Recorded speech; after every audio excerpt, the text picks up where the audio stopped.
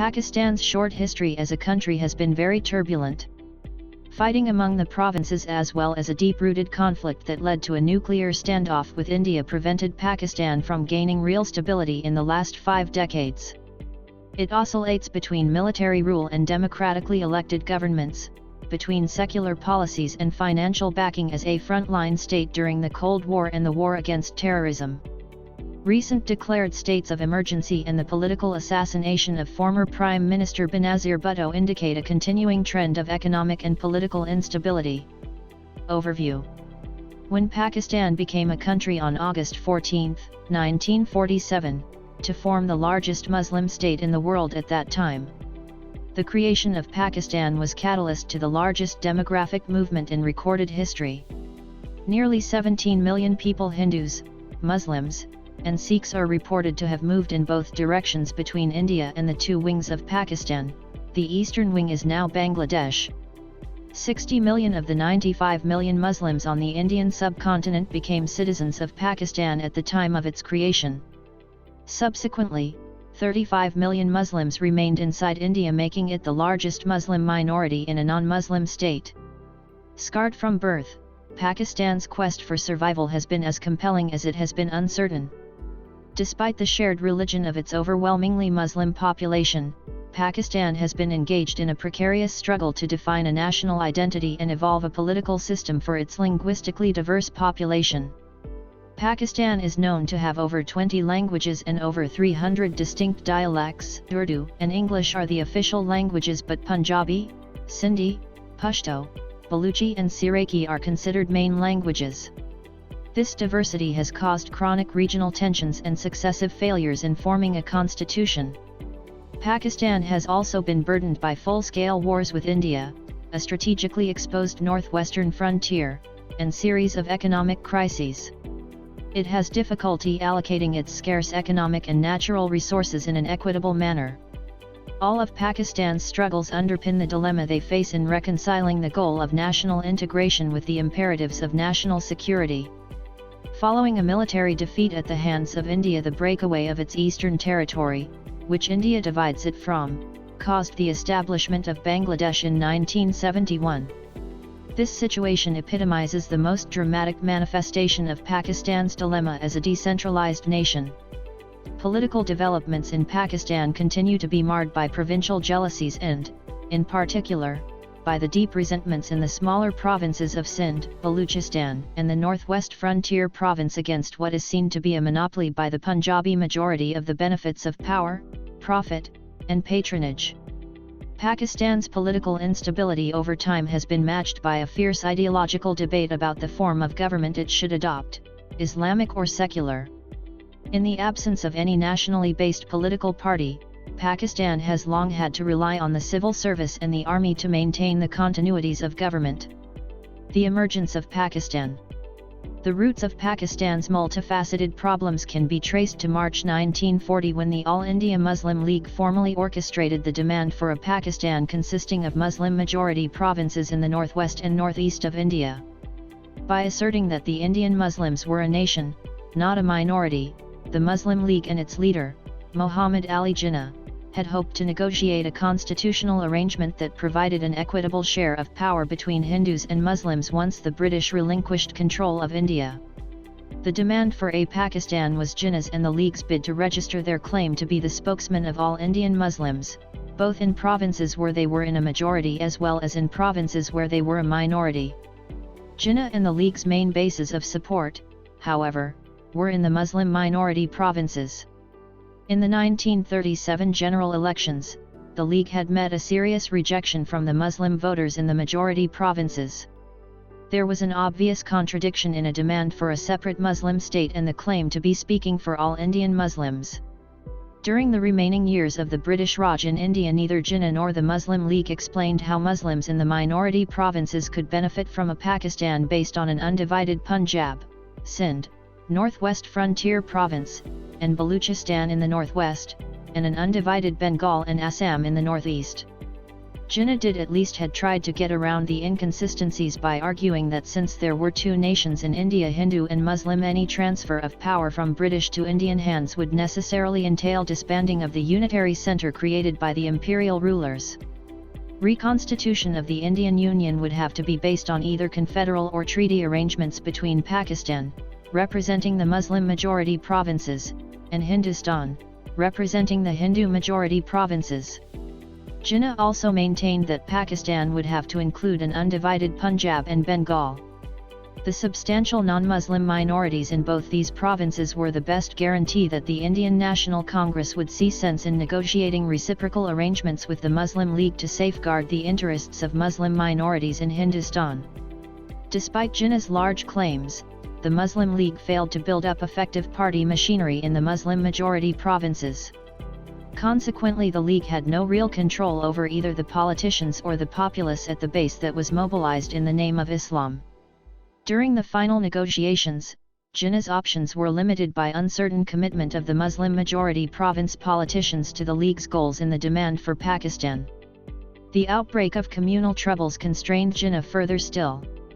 In the end, he had little choice but to settle for a Pakistan stripped of the non-Muslim majority districts of the Punjab and Bengal, and to abandon his hopes of a settlement that might have secured the interests of all Muslims.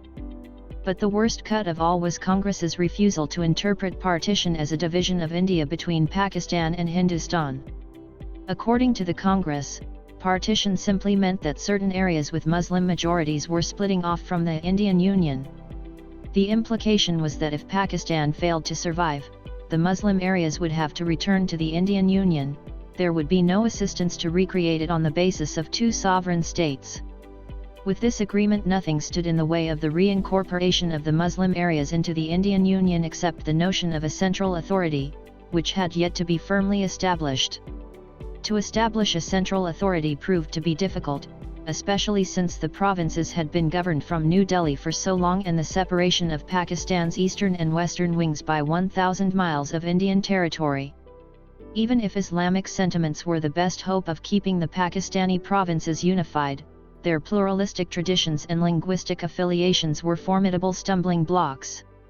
Islam had certainly been a useful rallying cry, but it had not been effectively translated into the solid support that Jinnah and the League needed from the Muslim provinces in order to negotiate an arrangement on behalf of all Indian Muslims. The diversity of Pakistan's provinces, therefore, was a potential threat to central authority. While the provincial arenas continued to be the main centers of political activity, those who set about creating the centralized government in Karachi were either politicians with no real support or civil servants trained in the old traditions of British Indian administration.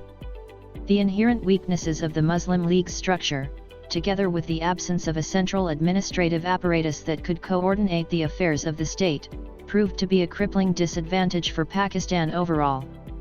The presence of millions of refugees called for urgent remedial action by a central government that, beyond not being established, had neither adequate resources nor capacities. The commercial groups had yet to invest in some desperately needed industrial units.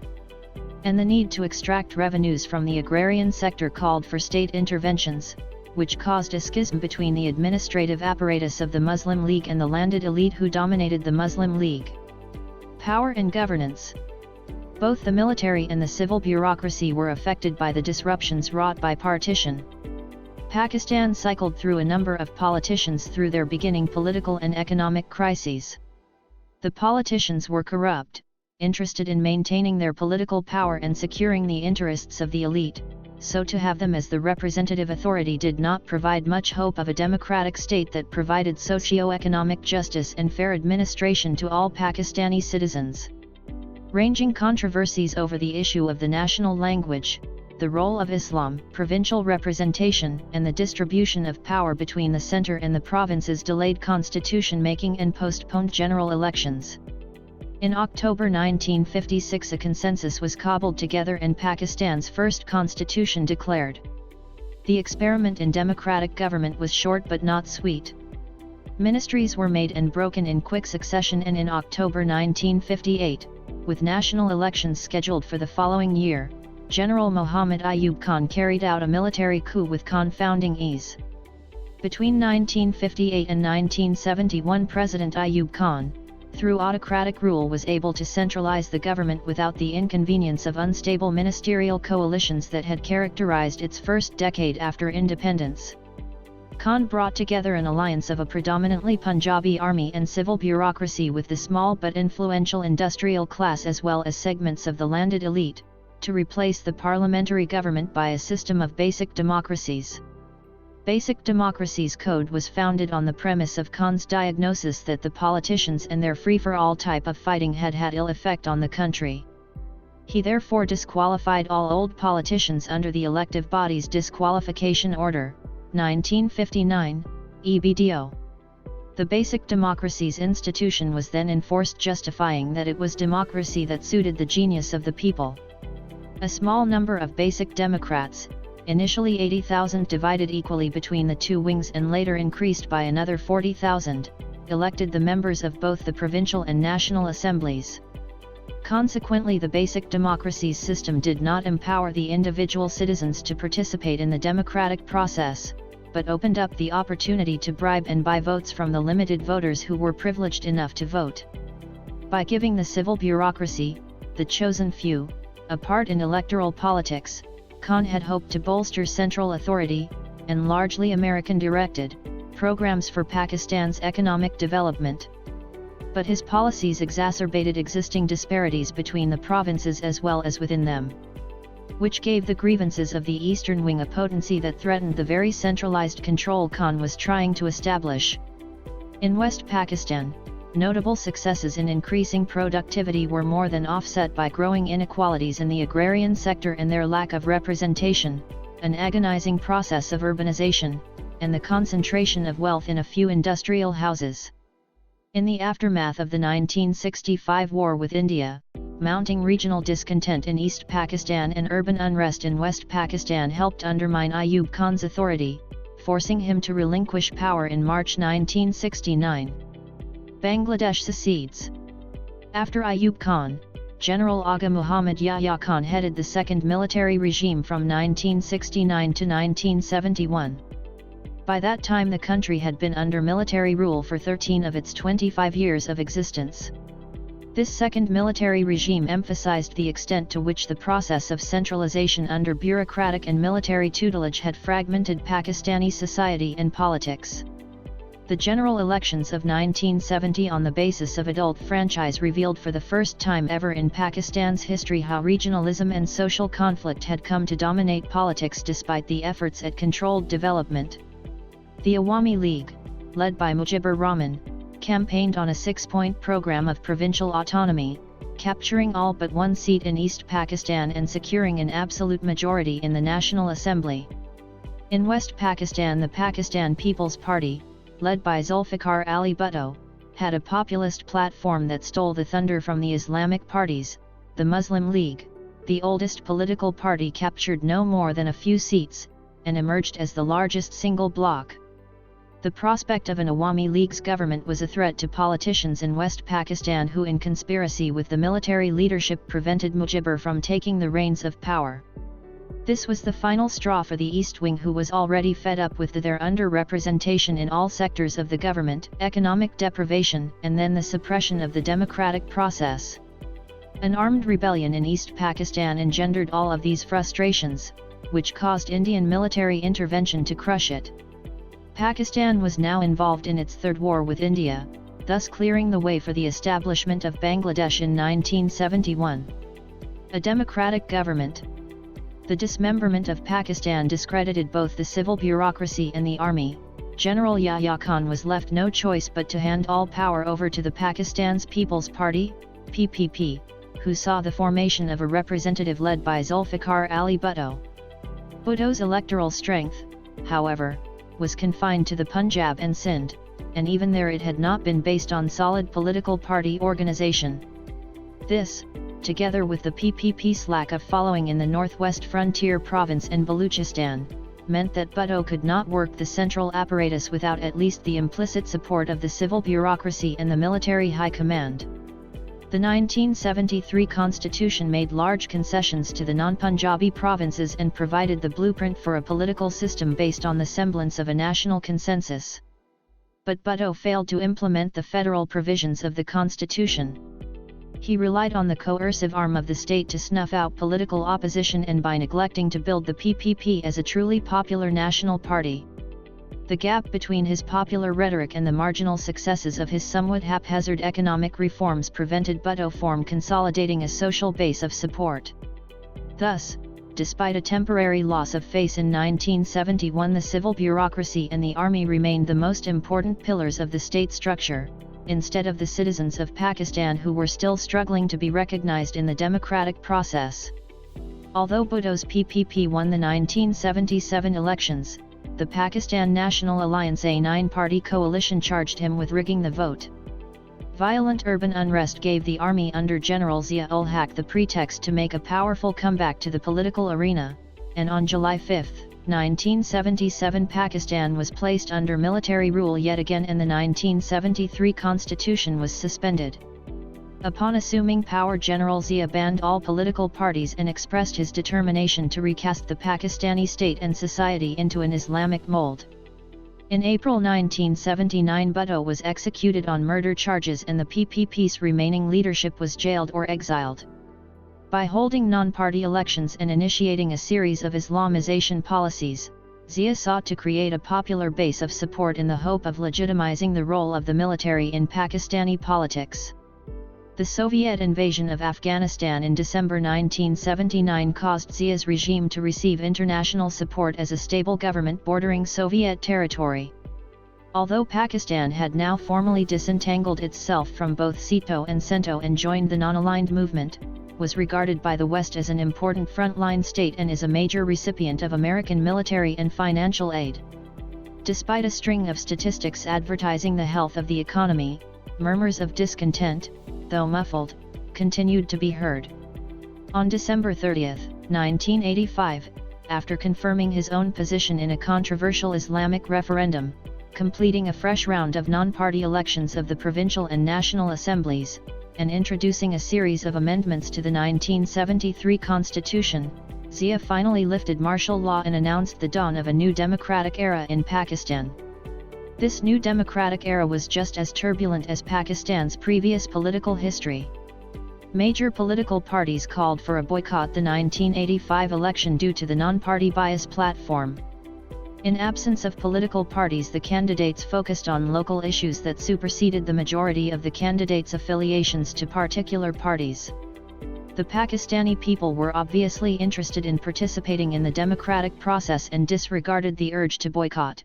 52.9% cast ballots for the National Assembly and 56.9% cast ballots for the provincial elections. President Zia's first initiative was to introduce amendments to the 1973 constitution that would secure his power over the parliamentary system. The Eighth Amendment turned out to be the most detrimental to the people's faith in the democratic system. Now the president could possess complete control and power to take any step, which he felt was necessary to secure national integrity. For the next 12 years the presidents used this amendment to expel a number of prime ministers from their post, mainly due to either personal struggles or insecurity over shift in power. Following the 1988 election, Muhammad Khan Juniho was nominated as the prime minister, who had a unanimous vote of confidence by the National Assembly. Juniho seemed to be a promising component to the Pakistani government. He fostered a smooth transition from the army to civil authority, which generated optimism about the democratic process of Pakistan. For the first of his years in office, Juniho was able to strike a balance between establishing the parliamentary credentials as a democratic body and maintaining President Zia's blessing. He developed the 5-point program that aimed at improving development, literacy rate, eliminating corruption, and improvement of the common man's lot. He was as well improving foreign policy abroad and was grappling a major budgetary deficit from the heavy expenditure of the martial law regimes. But on May 29, 1988, President Zia dissolved the National Assembly and removed the Prime Minister under the Article 58-2B of the Constitution. He claimed that Janjo was conspiring against him in order to undermine his position, he blamed the National Assembly of corruption and failure to enforce Islamic way of life. The opposition parties were in support of Zia's decision because it worked in their benefit, providing an early election. They demanded elections to be scheduled in 90 days in accordance with the Constitution. President Zia interpreted this article of the Constitution differently. He felt he was required to announce the election schedule in 90 days while the elections could be held later. Simultaneously, he wanted to hold the elections on a non-party basis as he had in 1985, but the Supreme Court upheld that this went against the spirit of the Constitution. Political confusion ensued as a result of Zia's proposal to postpone the elections to restructure the political system in the name of Islam. There was fear that Zia may impose martial law, and the Muslim League became split between supporters of Zia and Juniho. All of this was stalled when Zia died in a plane crash on August 17. Ghulam Ishaq Khan was sworn in as president, being the chairman of the Senate, and elections were initiated, which surprised to outside observers who feared that the military could easily take over power. The November elections of 1988 were based on political party platforms for the first time in 15 years. None of the parties won the majority of the National Assembly, but the Pakistan People's Party emerged as the single largest holder of seats. Benazir Bhutto, the PPP's chairperson, was named Prime Minister after the PPP formed a coalition of smaller parties to form a working majority. At first, people were hopeful that Bhutto would work together with the opposition party's leader Nawaz Sharif of the IJI party, who headed the Punjabi party, the majority province. But soon they escalated bitterness to new heights and drained the economy with bribes to other politicians to sway affiliations. These accounts, plus no improvement on the economic front, scarred the central government's image. In 1990, the president dismissed Bhutto under the 8th Amendment of the Constitution, a decision upheld by the Supreme Court. So once again elections were held a short 2 years later. The Pakistani people were losing faith in the democratic system. They felt it was corrupt, haphazard, and based on the squabbles of the military and bureaucratic elite. This attitude was reinforced by the fact that Nawaz Sharif was assigned Prime Minister in 1990, and dismissed in 1993 even though he had liberalized investment, restored confidence of domestic and international investors, so that investment increased by 17.6%. And as a result, the GDP had a growth rate of 6.9% while the inflation stayed under 10%. President Ghulam Ishaq Khan was accused of conspiring with Benazir Bhutto in the dismissal of Sharif. For the first time in Pakistan's history, the Supreme Court declared that the dismissal of the National Assembly and Sharif unconstitutional, reinstating Sharif and the National Assembly. This act showed that the president was not the overriding power, but the events that followed proved how unstable the government was.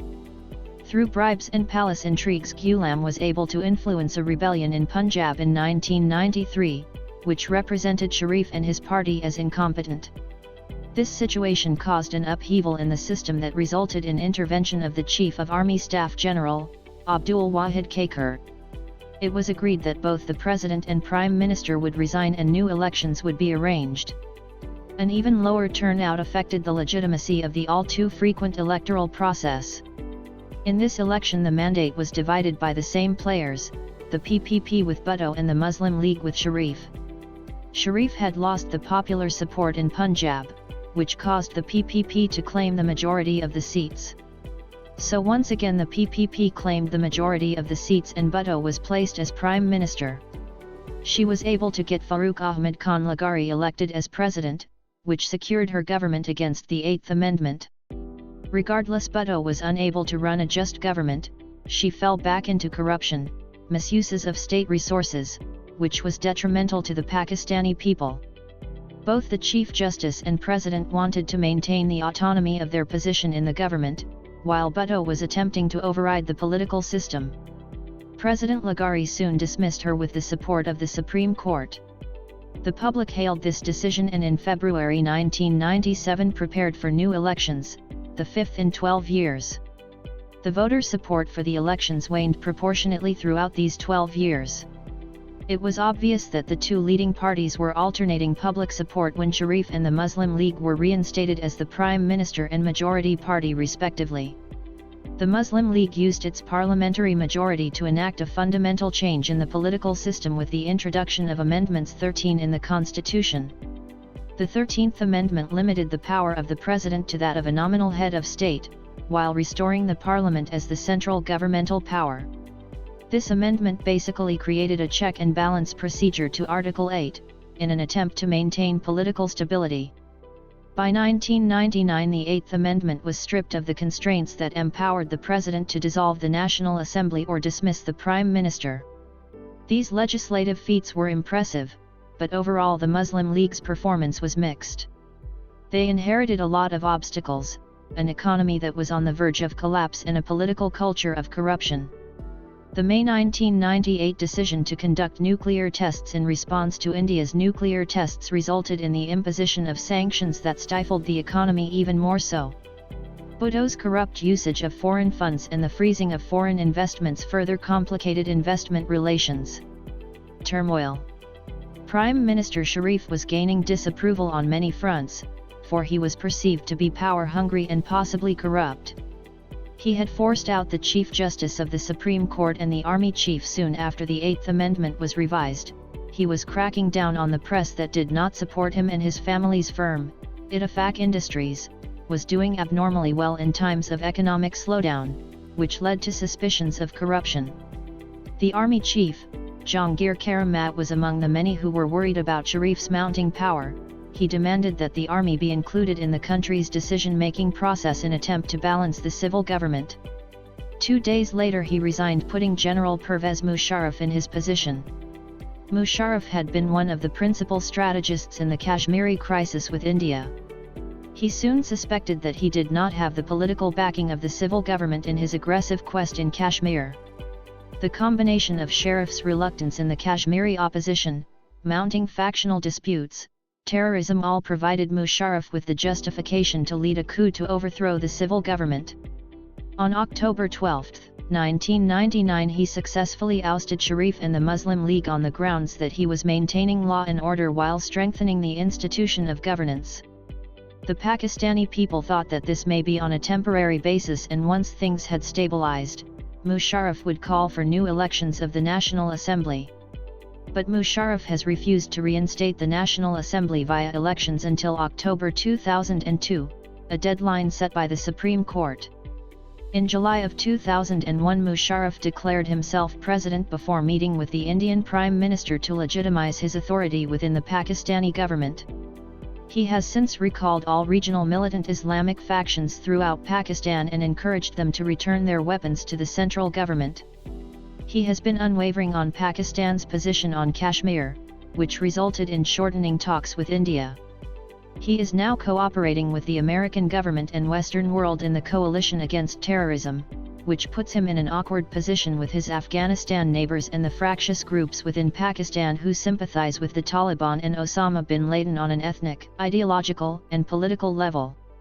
Muhammad Ali Jinnah had always envisioned a democratic Pakistan, and many of his successors have struggled towards this goal, but not more than maintaining their own platforms of power. It is ironic that such political instability plagues a country whose number one objective of its leaders is to secure their own power. Maybe it is time for a new equation. The actions of both civil and military leaders have exhaustively tried the Pakistani people and their struggle as a nation.